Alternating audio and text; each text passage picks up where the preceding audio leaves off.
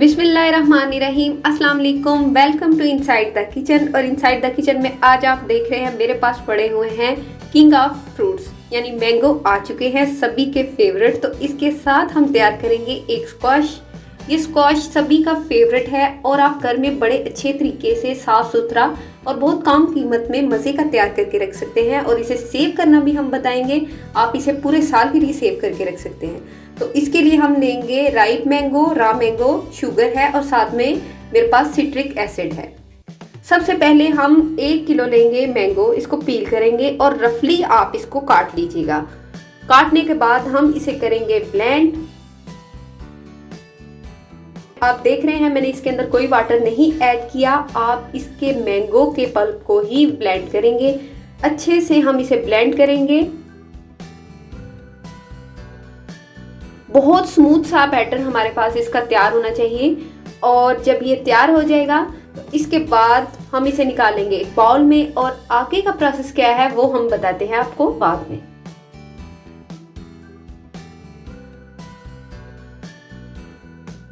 अब हम लेंगे एक पैन, इसके अंदर हम ऐड कर देंगे हाफ के जी मेरे पास हैं छील के साफ की हुई ये केरी है कच्ची।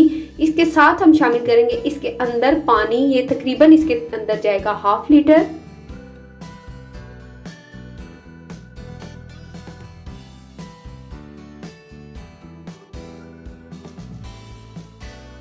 मीडियम फ्लेम पे अब हम इसे कुक होने के लिए छोड़ेंगे। तब तक कुक करेंगे जब तक ये बिल्कुल अच्छे तरीके से गल नहीं जाती, यानी तकरीबन हम इसे 10 मिनट्स के लिए बॉईल करेंगे।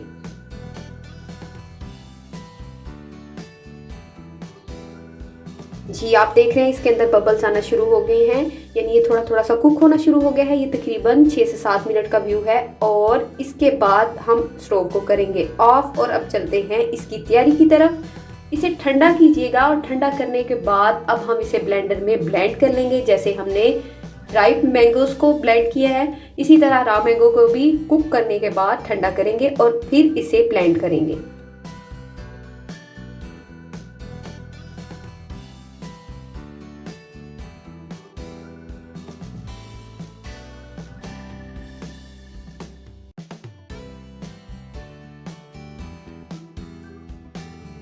बहुत ही आसानी से बनने वाला ये आपके पास स्क्वैश है। इसे आप घर में तैयार करें और सेव करके रखें। और बाजार से इतने महंगे महंगे आप जो लेके आते हैं स्क्वैश, उनको आप अवॉइड करें और घर में तैयार करें, जो कि आपके लिए बेहतर भी है और हाइजीनिक भी है। और जैसे आप देख रहे हैं बड़े अच्छे तरीके से ये ब्लेंड हो चुका है। अब हम मीडियम फ्लेम पे एक पैन लेंगे और इसके अंदर इसे अच्छे तरीके से स्ट्रेन करेंगे। जो हमने केरी का पल्प जो है उसे ब्लेंड किया है, इसे अच्छे तरीके से आप स्ट्रेन करेंगे। और आप देख रहे हैं, ये देखें मैंने इसे स्ट्रेन किया है, इसके अंदर से काफ़ी डिस्कार्ड निकल आया है। अब हम इसे ज़ाया कर देंगे और जो हमारे पास सिर्फ इसका जूस होगा थिक सा, वो हमने इसके अंदर यूज़ करना है। अच्छे तरीके से आप इसे स्क्वीज़ करें किसी भी छन्नी में या किसी भी मलमल के कपड़े में। और ये सारा ही मेरे पास आ गया है, तकरीबन 2 कप के करीब है। इसके अंदर हमने ये जो प्यूरी अपनी तैयार की थी मैंगो की, वो ऐड करेंगे। और ये मैंने मैंगो जो यूज़ किया है वो सिंधी मैंगो है, यानी इसके अंदर आपको जाली नहीं मिलेगी।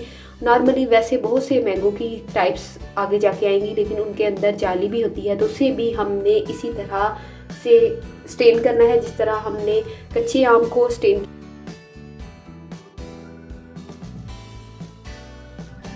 यानी कि जाली वगैरह नहीं है आपके मुंह में और अच्छा सा स्मूथ सा स्क्वैश जो है हमारे पास तैयार होगा।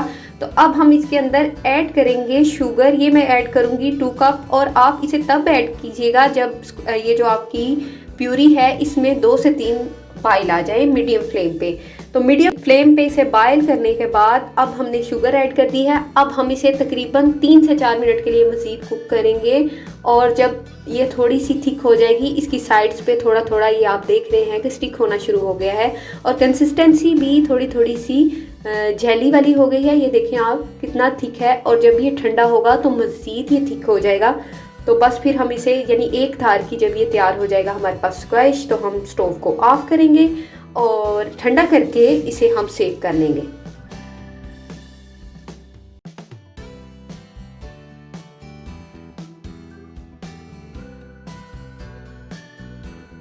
और जब स्टोव बंद करने लगे तो उससे पहले हम ऐड करेंगे इसकी लॉन्ग लाइफ के लिए सिट्रिक एसिड यानी टाटरी पाउडर, जो मैं इसके अंदर ऐड करने जा रही हूँ 1 टेबल स्पून। आप 1 टेबल स्पून टाटरी पाउडर ऐड करेंगे और बहुत ही मज़े की और अच्छी खुशबू आ रही है। फ्रेश मैंगो और रॉ मैंगो और एक अच्छा सा कॉम्बिनेशन है।